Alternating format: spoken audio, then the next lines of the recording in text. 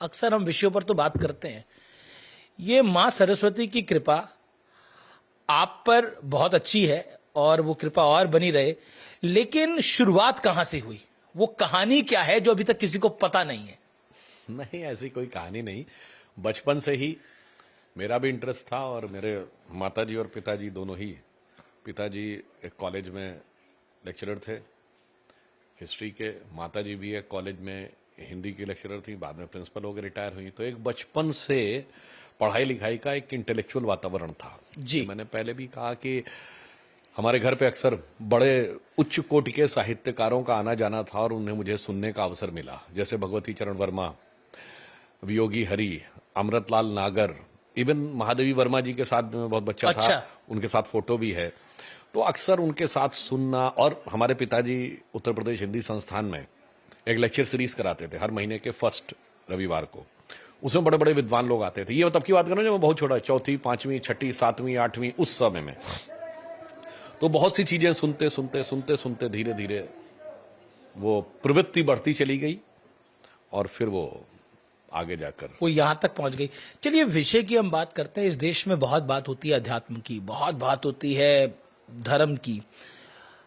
अगर अध्यात्म और धर्म को देखा जाए आपके दृष्टिकोण से, तो आप इसको कैसे समझाना चाहेंगे, खासतौर पर ये जो जेन अल्फा है, जनरेशन अल्फा है, इसके संदर्भ में? क्योंकि ये व्याकुल भी जल्दी हो जाते हैं, यानी परेशान जल्दी हो जाते हैं, खुश भी जल्दी हो जाते हैं। मैं इसमें से 2 पॉइंट पे उत्तर दूंगा। एक, महात्मा गांधी ने 1909 में एक पुस्तक लिखी, हिंद स्वराज जी, जो एक पूरा कॉन्सेप्ट है कि अगर भारत स्वतंत्र होगा तो वो स्वराज कैसा होगा। और छोटी पुस्तक है और उसमें उन्होंने क्वेश्चन आंसर के फॉर्म में लिखा है, यानी वो एडिटर भी खुद ही हैं और क्वेश्चन पूछने वाले भी खुद ही हैं। तो उसमें क्वेश्चन पूछा जाता है कि बापू, इस देश में आपको इतना गरीब किसान नजर आता है जिसके पास खाने को ढंग से खाना नहीं है, पहनने को कपड़े नहीं, उसको देखकर भारत के भविष्य को लेकर आपके मन में भय नहीं उत्पन्न होता? तो गांधी जी कहते नहीं, उसको देख के भय नहीं उत्पन्न होता, पढ़े लिखे लोगों को देख के भय उत्पन्न होता है। तो पूछते हैं ऐसा क्यों? कहा ऐसा इसलिए कि हम ब्रिटेन से मुक्ति चाहते हैं और खुद ब्रिटेन की नकल बनना चाहते हैं, यह स्वराज नहीं हो सकता। फिर आगे उन्होंने कहा कि सभ्यता में इतनी बड़ी बड़ी कमियां हैं। कब कह रहे हैं? 116 साल पहले कह रहे हैं महात्मा गांधी जी। उन्होंने कहा यह सभ्यता स्वयं भी समस्या उत्पन्न करेगी और दुनिया को विनाश की तरफ ले जाएगी। आज वो दिखाई पड़ रहा है। अब मैं आपको बताता हूं, इसी कारण से जेन जी को उस माइंडसेट से बाहर आना चाहिए जो ब्रिटिश टाइम पीरियड में हमारे दिमाग में है। अब मैं एक उदाहरण देना चाहता हूं। किसी ने थोड़ी बहुत भी साइंस पढ़ी होगी तो उसे पता होगा कि लाइट जो है ये वेव है कि पार्टिकल है। ये वेव पार्टिकल नेचर दोनों दिखाती है। ये जब स्पेस में आती है तो ये वेव है, क्योंकि अगर पार्टिकल हो तो लाइट की वेलोसिटी से ट्रेवल ही नहीं कर सकता जी। सूर्य से पृथ्वी तक आती है 7 मिनट में। तो उसके बाद जैसे ही ये धरती पे आती है तो जैसे किसी मटेरियल से टकराती है, इलेक्ट्रॉन एमिट होते हैं, अब वो पार्टिकल नेचर शो करने लगती है। इसीलिए साइंस में, फिजिक्स में एक पजल है कि लाइट वेव है या पार्टिकल है, क्योंकि स्पेस में वो वेव नेचर दिखाती है और मटेरियल में पार्टिकल नेचर। ये बात जब मैंने पहली बार पढ़ी थी, ये क्लास 10th की गर्मियों में स्टडी करते हुए, तभी मेरे मन में विचार आया, यही तो बात आध्यात्म में कही गई है कि आत्मा आकाश में अव्यक्त है और संसार में, शरीर में व्यक्त है। जी।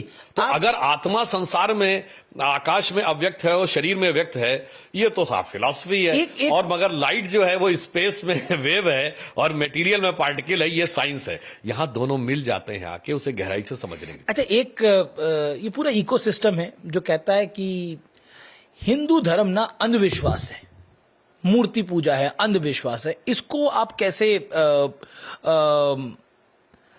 एक्सप्लेन करना चाहेंगे? देखिए, जो जो हमारा नॉलेज बेस बढ़ता जा रहा है जी, त्यों परिस्थिति बनती जा रही है कि हिंदू धर्म से जुड़ी हुई जितनी भी चीजें थी, सब चीजें साइंटिफिकली प्रूव होती चली जा रही। जी। उदाहरण के लिए हम पूजा में प्रयोग करने वाली चीजें ले लें। जी। हल्दी, इसका एंटीसेप्टिक पेटेंट है, कहीं कोई किंतु परंतु की बात नहीं है।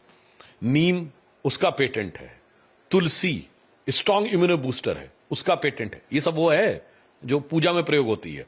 इसके अलावा गंगा जल तो माना जाता है कि उसमें ऑक्सीजन कंटेंट ज्यादा और ऐसे गुड बैक्टीरिया हैं जो कि किसी भी नेगेटिव चीज को जल्दी डिजॉल्व कर लेते हैं। ठीक है, उसमें आप थ्योरी दीजिए कि वो ऐसे इलाकों से आती है वगैरह वगैरह, पर वो ज्यादा है, दैट इज प्रूवन।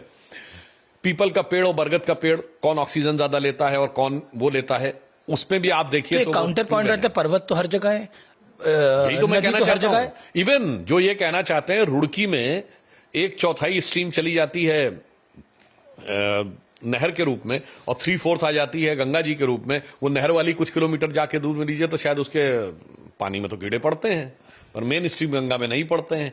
तो ये कई बार चीजें साइंटिफिकली जो जो उभर के सामने आ रही हैं तो हो तो उल्टा रहा है।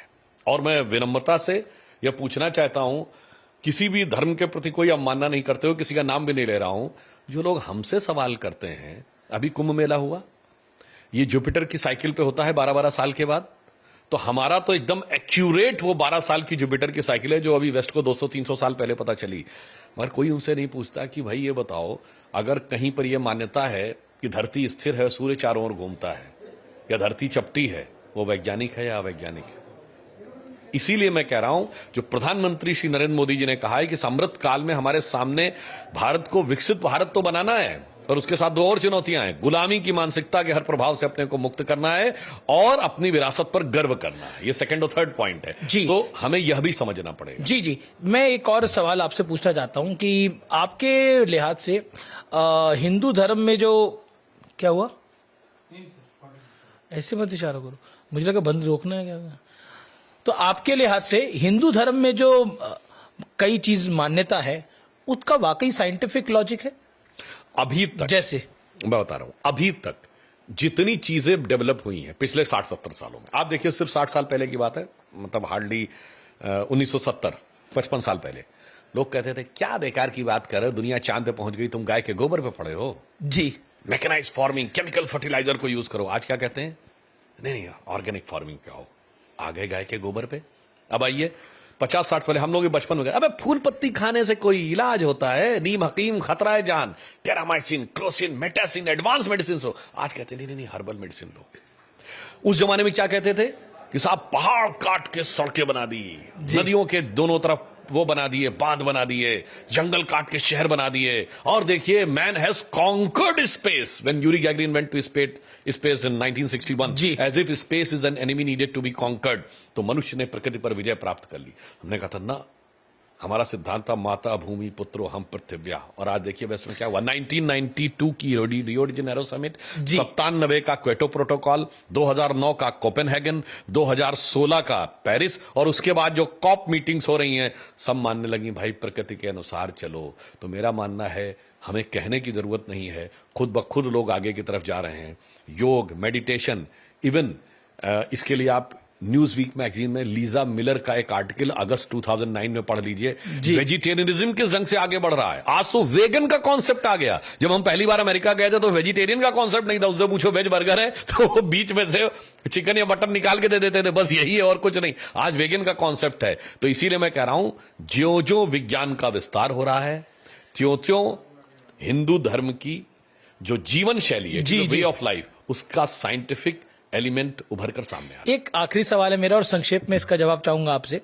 प्रेम आपकी नजर में, ये थोड़ा अलग सवाल है, नेता है, प्रेम आपकी नजर में क्या है? कि आजकल ब्रेकअप होते हैं, डाइवोर्स होते हैं, मतलब हालांकि आपकी मौसम का वो सवाल नहीं है, आपकी तबीयत का वो सवाल नहीं है, लेकिन फिर भी देखिए आजकल बच्चों को बहुत प्रेम के नाम के ऊपर कंफ्यूज करने का प्रयास किया जाता है। प्रेम वो चीज नहीं है जिसको कहा जाता है, it is just a physical attraction. इसीलिए उस अट्रैक्शन में आगे जाकर पॉसिबिलिटी रहती है रिपल्शन की, फिर फ्रस्ट्रेशन की, और उसके बाद डिस्ट्रक्शन की, जो आपको दिखाई पड़ता है। प्रेम में प्राप्ति की गुंजाइश नहीं होती है, प्राप्ति का भाव नहीं रहता। जैसे रहीमदास का एक दोहा है, रहीमन प्रीत सराहिए मिले होत रंग दून, जो जर्दी हरदी तजे तजे सफेदी चून। मतलब हल्दी जी और चूना दोनों को मिला दीजिए, उसका पानी को, तो चूने का रंग सफेद है, हल्दी का रंग येलो है, पर दोनों मिलकर रेड हो जाते हैं। दोनों अपना अपना अस्तित्व समाहित कर देते हैं और एक नया अस्तित्व आ जाता है। जब यह भाव हो तो यह प्रेम होता है। यह नहीं होता है कि फिजिकल अट्रैक्शन हुआ, उसके बाद में जरूरत पड़ी तो बोटी बोटी काट के सूटकेस में, फ्रिज में, वगैरह वगैरह में बंद कर दिया गया। इसलिए मैं बच्चों से कहना चाहूंगा कि इस मामले में बहुत क्लियर रहिए, बहुत फंडामेंटल। प्रेम में ब्रेकअप नहीं होता। मैंने बहुत साफ कहा है, प्रेम में ब्रेकअप नहीं होता। प्रेम में सांसें ब्रेक हो जाती हैं, पर ब्रेकअप नहीं हो सकता जी। और जो ब्रेकअप हो जाए वो प्रेम नहीं हो सकता।